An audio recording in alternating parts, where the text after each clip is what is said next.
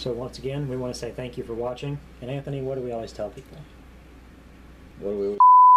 That was so good!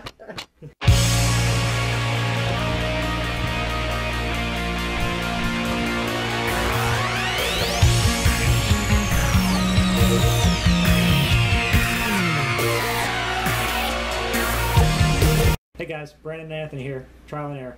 Today we're going to do a review on this pouch. It's like a medical survival pouch. Anthony, why don't you tell us a little bit about it? Well, this thing here is really great. Like Brandon said, it's a medical survival type pouch, and I got it at Walmart, local Walmart, for 50 bucks. You really can't beat that, and we're going to review it, go through everything, show you what you get for that 50 bucks. And I think you guys will be impressed. Absolutely. So a lot of people don't have the time, energy, or money to prep. With your local Walmart, Kmart maybe, carrying these, that's going to make it easier on you. $50 a piece. You can buy one to keep in your car. You can buy one to keep in your house. And during a survival situation, maybe just a tornado or a hurricane, your power goes out, your house is getting water in it. This is going to really help you and your family out. So we're going to go through, we're going to show you everything, and we're going to talk about it. Let's open her up. We'll start here in this little front pouch. You saw me unclip this little carry handle here. It's got two buckles to hold everything together. In this front pouch here, we pull out a flashlight sealed in a Ziploc bag. Now, like I said, if your power's out during a hurricane or a tornado, a flashlight is going to be invaluable. It comes with batteries. You put your batteries in there, you close it off, make sure you twist it on, and there you have light. That can get you out into the front yard at night if you got to pee. Maybe your water's off, your power's off. It's a cheap plastic flashlight, but it's light. Maybe your husband has a mag light, maybe you have a mag light. The kids might need something. If you have a little girl or a little boy, it's going to be dark, it's going to be scary. This is something you can give to them if you have your own high quality flashlight, and this is going to make them way more comfortable so you can get through that rough situation. What do we have next, Antonio? Next, we have a glow stick. And once again, redundancy here on light. Light's very important. We all need it. But another good thing you can use this for is, like, I was thinking, put around your kid's neck. Mm-hmm. Now you know where your kid's at. If you're walking through the woods or walking down the neighborhood at night. This is perfect for that. Location and light. So that's very good there. We'll open up this side zipper here. There's a little pouch on the side. And the first thing we pull out is a space blanket, like an emergency blanket. These are great because they almost look like tin foil. So you can see that right now, just the light reflecting off of them. This is going to be a signaling device if you're lost in the woods. Say your car breaks down. You've got this in the trunk of your car. It's great to have in your vehicle in case of an emergency. You can take this out. It'll keep you warm in cold weather. It'll keep the sun off of you in hot weather, and you can use it as a signaling device to signal for rescue. What do we have next, Anthony? Next in here we have a little poncho, which this goes without saying, you do not want to be wet. And if you have to be outside in the rain or whatever, maybe it is that hurricane, you got to start up the generator, it's still raining, throw this on. You're not going to get wet.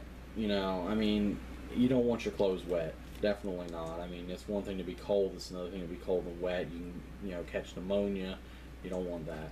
So this is definitely a good item to have. Absolutely. We'll open this other pouch over here. And the first thing we pull out is a manual for first aid. This shows you how to perform CPR. It shows you how to deal with wounds. It shows you how to perform the Heimlich maneuver. So this is great to have, especially if you don't have any kind of training. I see instructions for splints, CPR in different age groups. A baby CPR is different from an adult CPR. If you try to perform adult CPR on an infant, it's going to hurt them. So this is great to have in there. Anthony, what next? Next, we have some hand warmers, which are great, like in colder environments, and not just that, but if you do get wet, to help you stay warm, because these are not just for your hands. You can stick them in your boots, you can, put them in your pockets, and you can do whatever you want with these, and they'll help you maintain body heat that you're losing, which is always a plus. All of you hunters out there, I'm sure have used hot hands before. I know I keep them with me. They're in my gun bag. They're in my truck. I have them everywhere, especially during hunting season, because there's nothing worse than being cold in the woods. So that's great to have in here. Now we'll move on to this top pouch. And the first thing we see in here is emergency drinking water. And I'm sure there's a few in here. Everything's kind of mixed up. But yeah, I see 1, 2, 3, 4, and they just keep on coming. Oh, it looks like there's a shoulder strap for the bag. That's really handy. Didn't know that was in there. So yeah, you got some emergency drinking water. I have 4 here. I'm sure there's more in there. If there is, we'll find them later.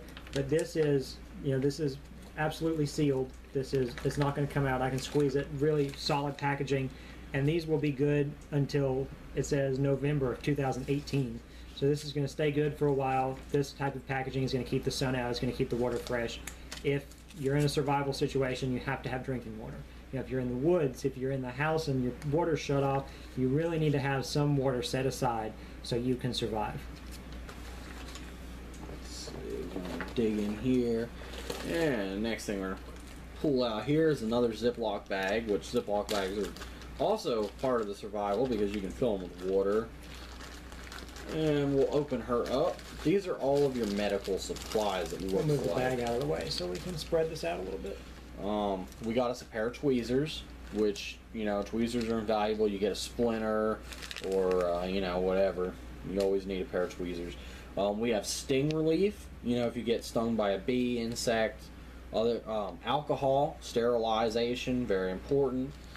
Eye patch, you're walking through the woods, you get stuck in the eye by a branch, you got you an eye patch. We got us a tourniquet, which I'm sure everybody knows how to use, I hope. If you don't, we'll make a video on that soon. That's one of the most important things to know in everyday life. Even if you don't plan on using it for yourself, say you see a vehicle accident, it's great to know how to use one of these, and it's very small, lightweight. You can keep one in your pocket, and it's not going to bother you, and it might save somebody's life one day. Next, we got some sterile gauze pads, very important for wound, dressing. Looks like we have some triple antibiotic ointment. Mm-hmm. They give you quite a few of them, which is good because you do not want to get an infection, especially not in a crisis. Medical help may not be that prevalent then. Alright, next we got some Band-Aids, which these are latex free, which is great because some people do have that latex allergy, so I'm really impressed that they thought about that. And there's quite a few of them in there too. We have different sizes. You can see here they give you quite a few Band-Aids. They also have a finger Band-Aid, which is great if you get an odd cut on your fingers. There's 2 of those, and then they have it looks like one bigger bandage for bigger cuts and gashes, things like that. There's a surgical blade in here, which is something you do not see in everyday medical kits. But definitely important to have. Oh yeah, you never know. I mean, you may have to go and dig something out. You may have to open up an infected wound to clean it out. These are things you have to do sometimes, and this is great that they put this in there. Scary stuff to think about, but if you have to have it, you have to have it. And in this packaging, it's going to stay sterile, so you don't have to worry about getting infected. We also have some burn cream, which is great because if you're out, especially camping, you burn yourself on the fire. You got some burn cream there, and it looks like we got some antiseptic towelettes, which is great for cleaning up some wounds before you apply your bandages. And they give you some antacid. Hey, you never know, eating that barbecue. Some ibuprofen, and also some non-aspirin for people who are allergic to ibuprofen. They give you a small little roll of tape to help you wrap your wounds, and also an emergency whistle. Oh, that's nice. It's a bright color, very visible. Absolutely. Good to have in an emergency. Alright, now we're down to our last thing, and if you keep up with the channel, you'll recognize these. These are SOS food ration bars. And the pack comes with 6 of them. Me and Anthony have already tasted them. That's why there's a couple missing. So there's 4 in here now. There's also 6 of these containers of water. We found 2 more hiding at the bottom. Now these are great. Like I said, we've done a review on these. We'll link that so you can check that out. But basically what these do is it gives you all the calories and energy you need, and it's easy to digest, so your body doesn't require a lot of water. they're used to go hand in hand with this emergency drinking water. So if you're just eating these emergency food bars, you only have to drink a little bit of water because this is not very heavily reliant on liquid. So your body will do okay with just 2 of these bars a day and 2 of these things of water a day. So, like I said, we've tasted these before on camera. We've done a video on that. We'll link it. So now, me and Anthony are going to taste the water. So we have 2 little saucers here. I'm going to open it up. It's got a tab on it, so you don't need a knife to open it.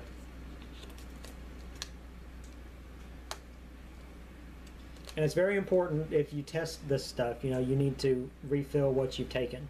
So, we'll replace this with another pouch of water. We'll replace the food bars. So it's important to keep your stocks up if you're using what you have. It's very clean looking water.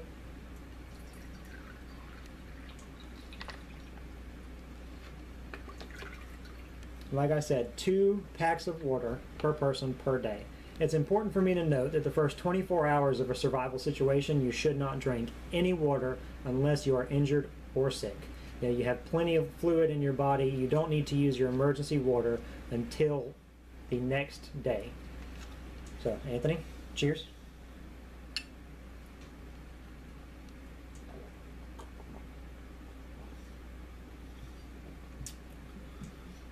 I can tell you that's actually very pure water. That was actually really good quality. Tastes just like the water you get from a supermarket. That's not because of the flavor. I swallowed it wrong. It tastes fine. There's no problem drinking that. You saw how quick it was for us to drink just one of these packs. Let's see. There is 4 1/4 fluid ounces in each one of these packs. So 8.5 ounces of water a day will keep you alive in an emergency situation. And now that's to note that is if you're eating the bars. Yes. They're supposed to go hand in hand, and it's emergency. So really, if you have other food and other water, you want to use that first. This is bare last resort. Hey, this is what we have. This is what we have to use. But yes, the water and the bars both are edible and drinkable, and I could definitely live off of them. And they will keep you and your family alive in a survival situation. Once again, we want to say thank you for watching. Thank you for being here. And Anthony, what do we always tell people? Remember, nobody learns anything without a little trial and error. Stay safe, everybody. It's important to realize that the first 24 hours of